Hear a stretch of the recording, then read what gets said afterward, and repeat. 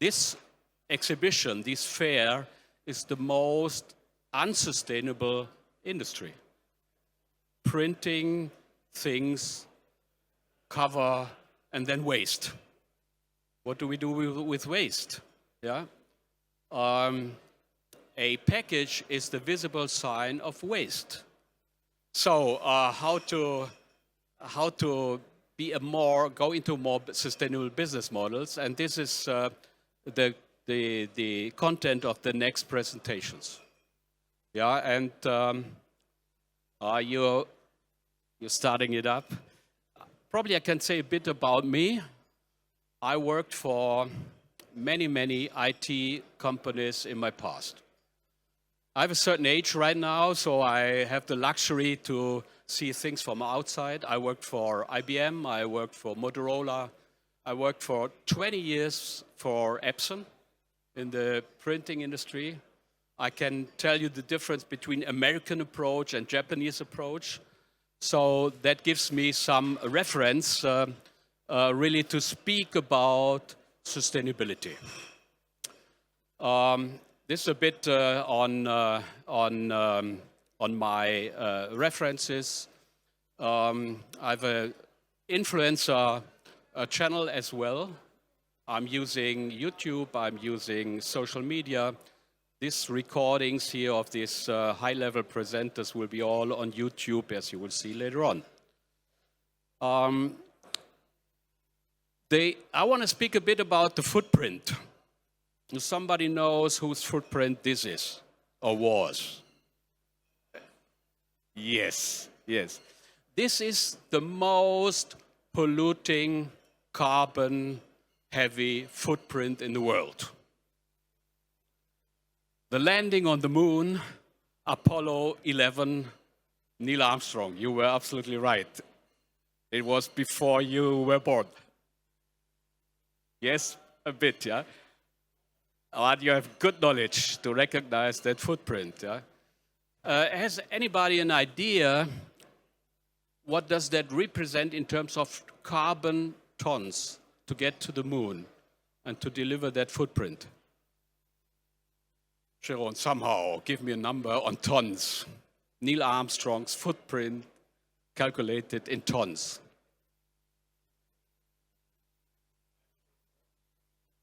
500,000, no, not too much. 10,000 tons, that's heavy. Yeah. If you fly from here to Mexico, from Frankfurt Airport to Mexico and backwards, it's 4 tons. So 10,000 tons to the moon is something. It's really something. So what is your carbon footprint? Yeah? Do you think about your carbon footprint of your company? Can you calculate your carbon footprint of the company? There's an issue. There's a real issue if it comes to carbon. This graph says 800,000 years back. How can we measure carbon that is 800,000 years back? The NASA can do it. They drill it into the ice, in the Arctic ice. They drill it. They analyze the layers and so far on carbon. And all over the years, 300,000, 100,000, that's quite stable, no big movements and so far. But now we're coming to the industrial, pre-industrial and the industrial century, and carbon increases. So carbon is linked to human activities and into industrial production.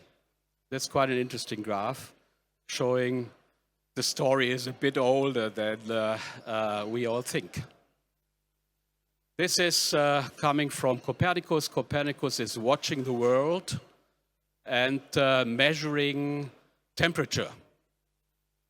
I'm speaking a bit about science here, and it's all about science. April 24, this is the latest data.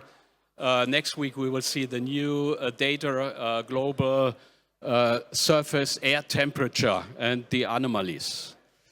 So you see the yellow line, and you see the red line, 2023, was the hottest year in history of man. And 24 will be even hotter and even worse, surface temperature. Professor Hankammer mentioned the carbon footprint. The carbon footprint on the Earth's overshoot day. And the Earth's overshoot day, you will see 28th of July. It's coming very, very soon. And on the 28th of July, the resources of Earth will be consumed. There are no longer resources. A regenerative business is needed, yeah, and a restoration of the resources. But half of the year it's gone, the resources are consumed. And you can measure your own resources, the use of resources. When I started looking into this, my footprint was heavy. 5 years back, I was consuming six times the resources of Earth due to my heavy flying around the world. Yeah, I recently checked it. My resources, I consume 2.5 times the resources of the world. I can't reduce this any further.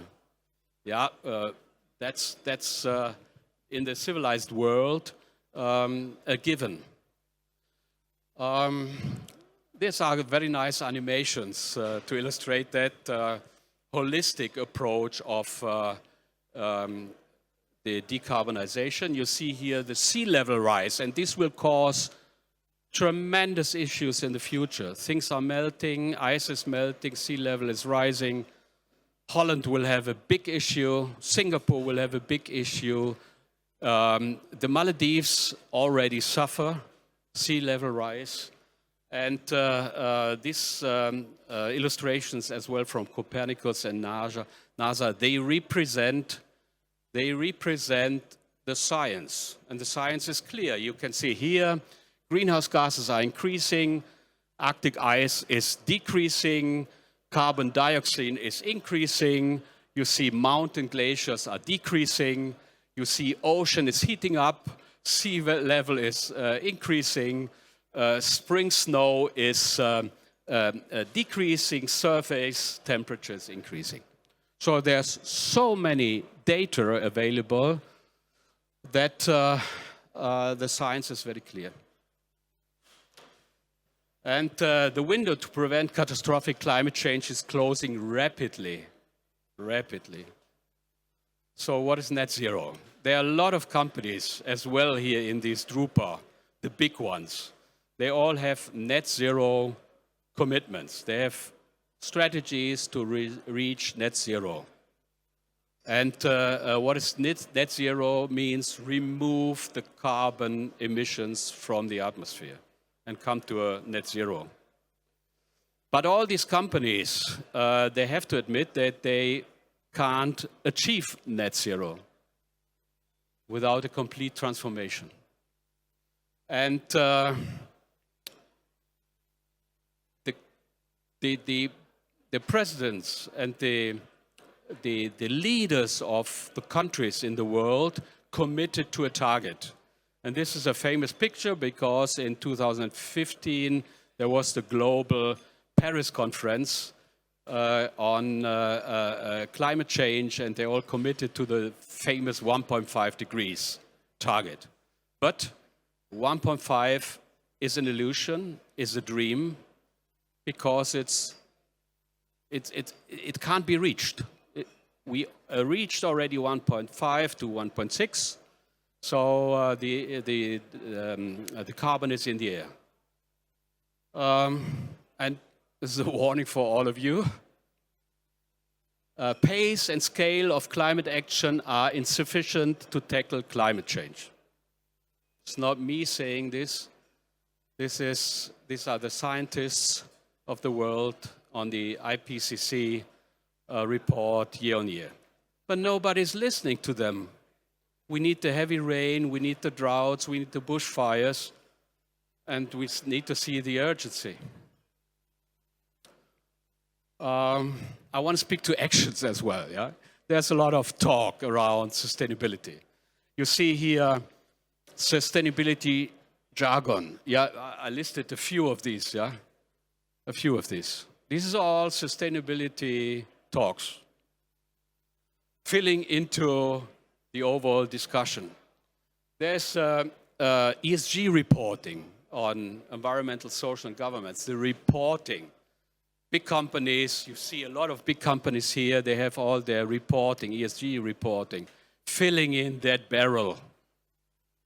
And there is an event like this one, or the big trade show, yeah, filling in that barrel. But at the end of the day, if you want to see actions, there's nothing, or tiny. I want to go into a few of these actions. The Sustainable Development Goals of the UN deliver a framework, a compass, so to say, to drive actions. And these actions, with their 17 development goals, that is good for the companies as well, not only for the people personally, but for the companies as well. As I said, I checked all these sustainability reports. None of these companies here will achieve a net zero target by 2050, 2030, 2045 or so. This is all in their material. Yeah? But if it comes to actions, it's very rare to see data-based actions. And I want to show you a few. The most important action to achieve net zero is renewable electricity, renewable energy, switching to renewables. Yeah, that is key. Without renewable electricity, burning fossil fuels, without renewable electricity, a net zero target is not achievable. And I have a good example here. That's one of the big players here I worked for, and they have their fairground here. There is Epson, and Epson switched completely globally to renewable electricity, globally. It's a big effort, and it's the only company so far in the industry here who switched to renewable electricity. So very well done. Is that sufficient? Is that enough? Good question. Second action is adoption of circular economy principles. We had the question earlier on cradle-to-cradle thinking. How can I build new things from retired things, from old things? How can I reuse the material? We will have a bit later on a very interesting speech about the technology that enables circularity. And Andreas will speak, I think, right after me, about the technology, saying, okay, putting material into their original fibers and creating new fibers, taking new products out of that defibration. So please listen later on to this presentation as well. Decarbonizing the operations. Yeah, you came from internationally, you took some flights, but you don't know your carbon footprint. The organization is not calculating, measuring carbon. So looking deep into the organization and see where can I save carbon, that's the approach here. There are a lot of examples where you can start with. You can go into your distribution, you can go into your business flight, the commuting of your people coming to the office or working at the home office, the electricity of the building, company vehicles. Yeah, that is all potential for decarbonization of the organization. Transparency in the supply chain management. Yes, that is an issue a big issue. Really, not so many people are keen to talk about it. We have a European due diligence law. We have the German Lieferkettengesetz. Companies have to take responsibility for their footprint, not only for the environment, but also for the social part. And as an example, I want to show here the initiative of RBA, Responsible Business Alliance. They look good into responsible mineral. They go into responsible labor in the factories, labor cost, labor people, how are they treated, what is the environment over there, do they have a contract, or are they only in factories where they have to work 60 hours, 90 hours even, child labor and so forth. So the responsibility is on the producer side. And companies must look into this responsibility. Now, it's time to do so because legislation is getting very, very tight. And that is a good reason really to start thinking of this. Last but not least, it's about how can I capture carbon. And one of the next presenter is here, is Stefan. I will use him as an example because as a producer of goods, let's say hardware or so, yeah, a producer of goods can never achieve a net zero footprint without taking out removal of carbon out of the air, technically or nature-based. And I'm very happy that we could invite Good Carbon here, and Jerome will present a bit about his company and his success on carbon, nature-based carbon removal out of the soil, out of the air, and out of the ocean. That's a good action, so to say, to achieve net zero.